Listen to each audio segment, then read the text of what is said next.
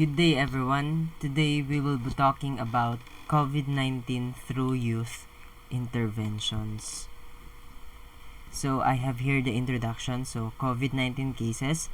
Due to rapid increase of cases in coronavirus, people have been on fear and under restrictions so as to limit and minimize the widespread of the disease. This, however, rendered us incapacitated and unmoving for several months or even more than a year. But most importantly, we as a youth who have been perceived to be vulnerable can still make a difference. This is basically in light with the pandemic we are facing right now, and we as a youth, as a student or future educators and the future of our society, on how we can make a difference and changes not only for ourselves but also for the benefit of the society and the world as a whole.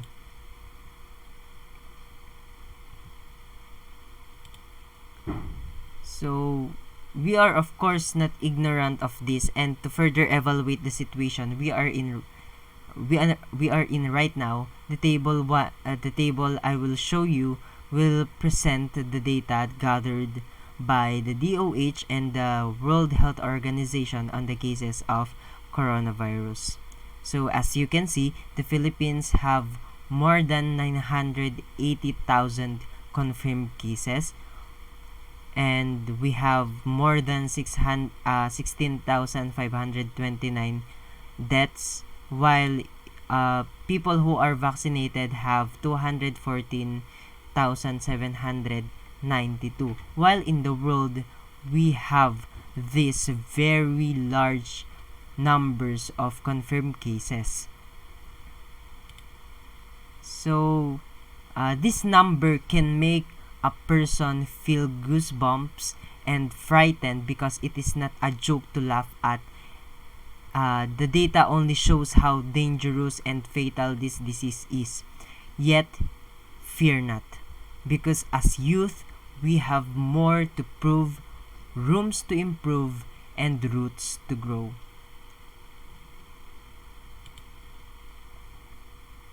So, hello, I am Jess Resuello. I am here to inform you how youth are capable of making a difference despite the struggles during this pandemic. So, this is our topic for today: youth intervention as a ground to help battle the unforeseen enemy.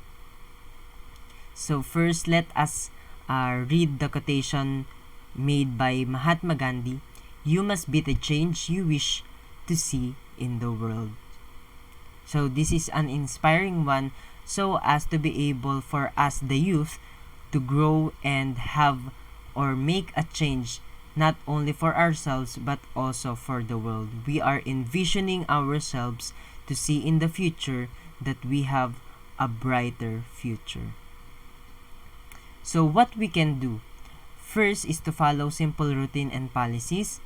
Next is to use social media to spread accurate information, since we are very much into social medias. And third, speaking out for effective and equitable care.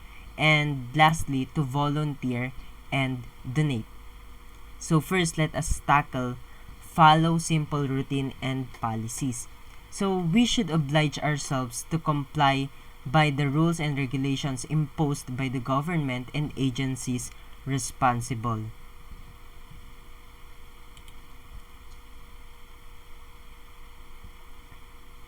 So wearing face masks and face shield appropriately is the first one. So failure of execution of this kind of routine may put us at risk and may render the usage of face mask and shield ineffective.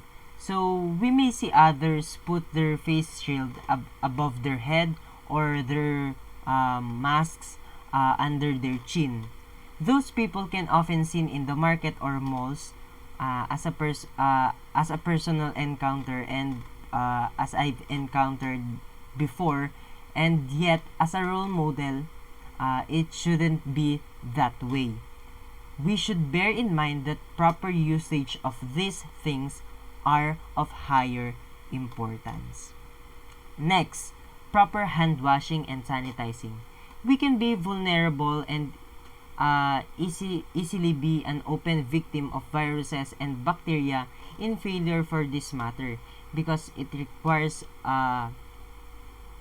this proper hand washing and sanitizing requires us to use soap and sanitizers or alcohols. It says there that proper hand washing and sanitizing also helps us to reduce the risks of having any disease. As we preserve ourselves clean and neat, we can also preserve our health strong and somewhat invincible to any viruses and bacteria that may come upon us. So next is curfew hours. So it is the time limitation a person can be able to stay outside so that the risk of acquiring the virus is minimized. So in our municipalities or in our cities or provinces, we have the 10 p.m. to 4 a.m. curfew hours. So this curfew hours is an effective way to let people inside their homes. Staying up all night outside may seem dangerous because before, even up at the night, many people are roaming down the roads lurking around. And if curfew hours will not be followed, then it can cause a very serious attachment to increase in cases of coronavirus. Next is the age limits. Only those above 18 and under 60 are allowed to go outside. So imposing age limits from minors and seniors are really of vital instance. Why? Because they are the most vulnerable from acquiring the virus. Their immune systems from the minors are not developed enough to fight against viruses, while seniors is not strong enough because through their ages, their strength and health also deteriorates.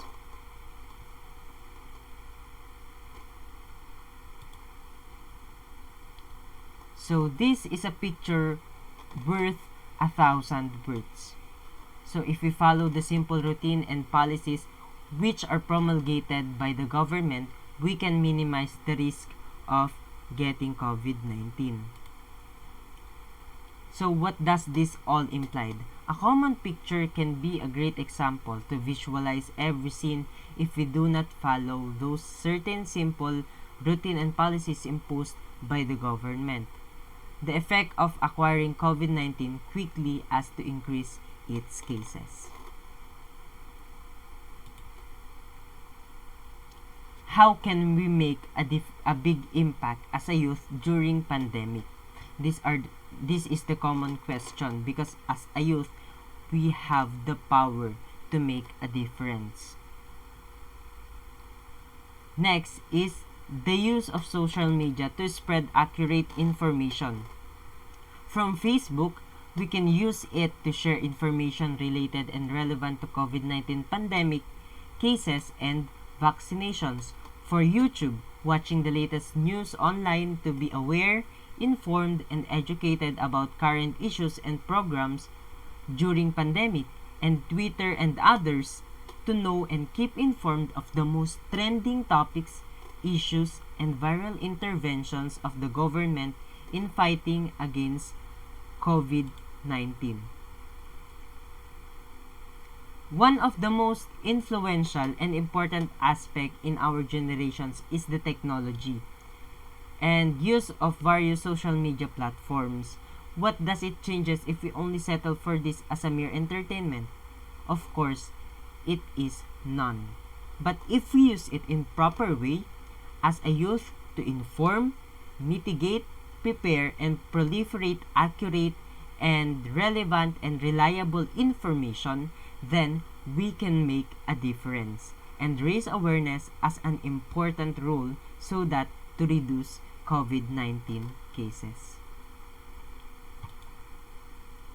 Next is if we use this social media platforms to share relevant and timely information for awareness of others, just like what I've said a while ago, we can make a difference. And we should also avoid unnecessary information that may cause confusion and untrue facts. We can use these social media platforms to influence youth through social media so that our time will not be wasted by mere online games and etc. Next is speaking out for effective and equitable care. So these four are the common goals or the common scenarios why we are speaking out. So first, we should appreciate what government works are progressively changes and minimizes the spread of COVID-19. And next, speak what the government is lacking so that it reaches their end. And third, use our voice to influence our fellow youths to voice out our experiences and the feeling of being neglected. And lastly, raise awareness and share ideas to public in order to inspire and motivate them during these trying times. So, speaking out does not only mean we are against the policies and interventions made by the people who are in authority or in position.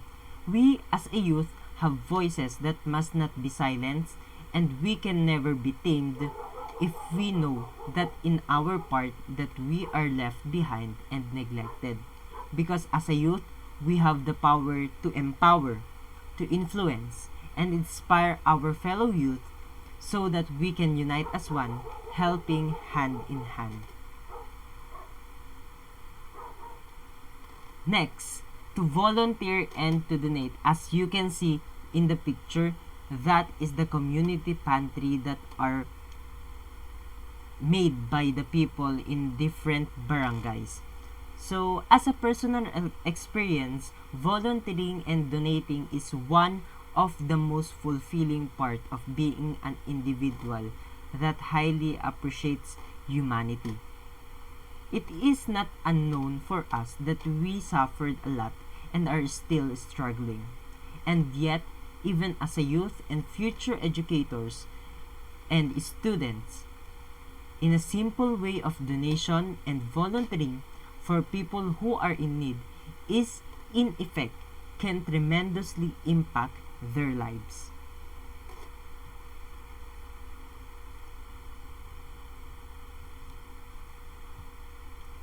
In spite of all this, I have seen many youth, students, and future educators who extended their help. They have shared their love and care for others, even if it means sharing a piece of bread to feed hundreds of people, just so their stomach will have something to be able to function. We, as a youth, are not incapable like what the society dictates because of some common restrictions. It is never too late. It is never a hindrance. To help, to contribute, and make a difference is what we are capable of making. As a youth, still have lot to know, but our hearts will always be fulfilled through helping each other, especially in this time of trials. And that's all for today for the youth intervention as a ground for making a difference. Thank you for listening, and if you have any questions, you can find me at roswellyjust4@gmail.com. And I hope you are informed that youth can make a difference.